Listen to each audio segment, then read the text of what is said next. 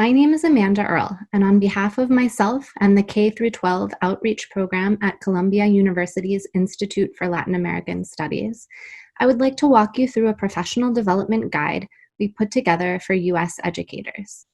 The guide is entitled Leveraging Latin American Cultural and Linguistic Diversity for Academic Achievement. We hope that this will be a resource that is useful to teachers of various age levels and subjects working in a variety of school contexts. This video provides context on the purpose and structure of the guide, with the goal that you will download the guide yourself and select and adapt the parts of it that will be useful to you for your particular teaching practice. But first, a note on the K-12 Outreach Program at ILAS. This program promotes the history and culture of Latin America and the Caribbean in New York City classrooms. But the issues and topics that we touch on are similar to those experienced in many other parts of the US. So we are happy to be able to share with educators from across the country, as well as with those located internationally. Before I came to graduate school, I worked as a language teacher in Philadelphia, and then at a nonprofit in New York City that aimed to enhance college access for recent immigrant high school students. Like many of my colleagues in the educational nonprofit, I had teaching experience, but I had no formal training or professional development in working with students whose home languages or the home languages of their parents were not English. Thus, I wrote this guide with educators like me in mind, who could benefit from more knowledge about language acquisition and sociolinguistic theories, and how they connect to the incorporation of students' home languages in formal classroom practice, as well as contextual information about the school systems in Latin America that many students in the US are arriving from.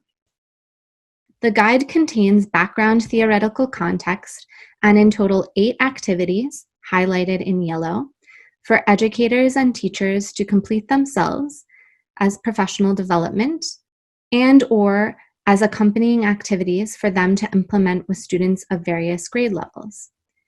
Each activity will suggest the K-12 levels and subjects it is best suited to, but please feel free to use your imagination to adapt the activities to your classroom and subjects. Sometimes you may find additional tips or resources for your class under Teacher Takeaway Bubbles. In addition to suggested activities, at the end of each theoretical section, you will find a From Latin America to Your Classroom section, 7 in total, which provide context and resources that will help you brainstorm ways to incorporate the diversity of cultures and languages of Latin America and the Caribbean into your activities. These sections are also highlighted in different colors for easier follow-up. On page 7 of the guide, I provide background on why it is necessary for us as U.S. educators to get familiar with the multitude of cultures, languages, and unique life experiences of the students that inhabit our classrooms. In 2017, there were nearly 45 million foreign-born individuals in the U.S., representing nearly 14% of the population. In urban centers such as New York City, the pluricultural nature of our U.S. communities is even more marked, with over 1/3 of residents born outside of the U.S. The composition of U.S. schools reflects this growing diversity, with immigrants and their children arriving to schools and increasing their cultural and linguistic richness. Changing migration flows and demographics in the last decades have resulted in the increasing presence of Latin American and Latinx students, as well as children, youth, and families of diverse backgrounds in rural areas of the U.S., not only in the East or West, but also in the Midwest and South and Northwest. Not only that, but the nature of diversity itself is often oversimplified or glossed over in these types of statistics.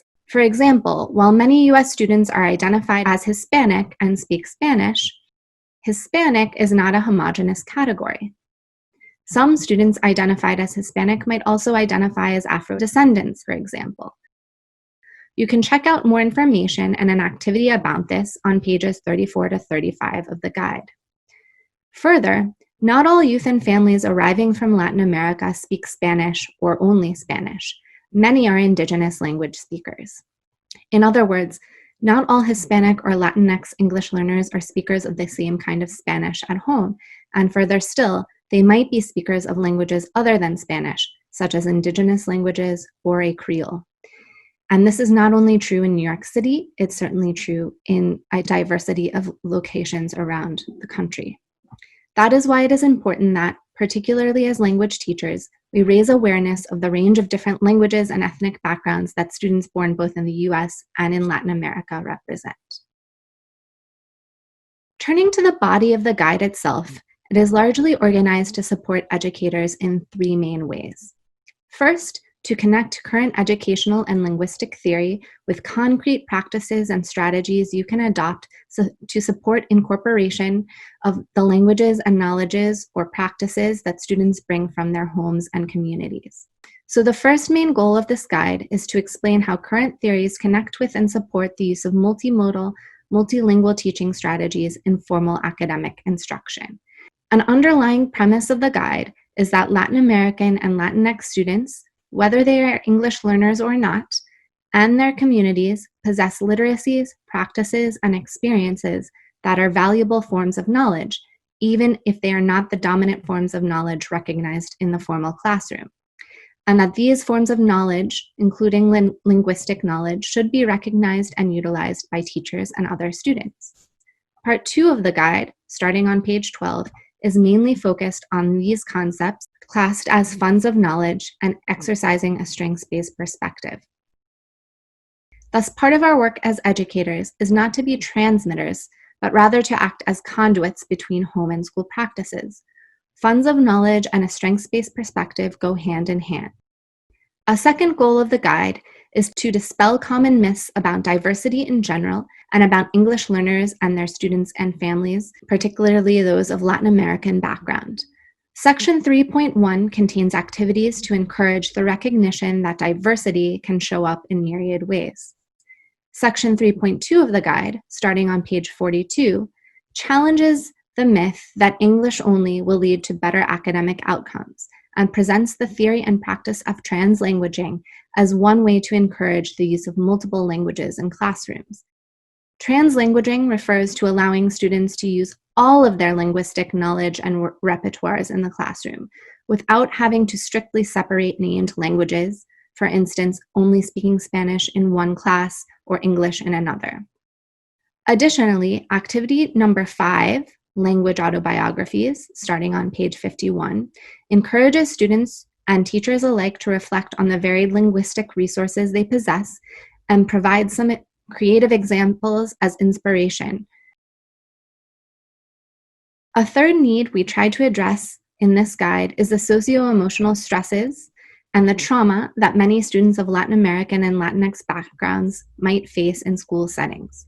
While some of that is often more appropriately addressed by counselors and those with formal training in psychology, the last part of the guide provides some context regarding the different attitudes and socio-emotional needs students of Latin American background might arrive to school with, and it suggests activities to promote student activism in order to boost their self-confidence and agency. The From a Latin American to Your Classroom guide on page 54 describes the system of bilingual education that many Latin American countries are aiming to implement for Indigenous children, to give you an idea of the kinds of education some Latin American students might be experiencing in their home countries before they arrive to the US. And also, please be sure to check out activity number 8, the Dreamline activity, for an awesome example of a project in which students can use and show off their multilingual abilities with a global audience. Please visit www.dreamline.org for more information about this project and to sign up for the project for free. With that, I thank you for joining us during this video, and I encourage you, again on behalf of the K-12 Outreach Program, to download the guide, take a look, and adapt the information and activities that you find in the guide to the needs of your own students. Enjoy.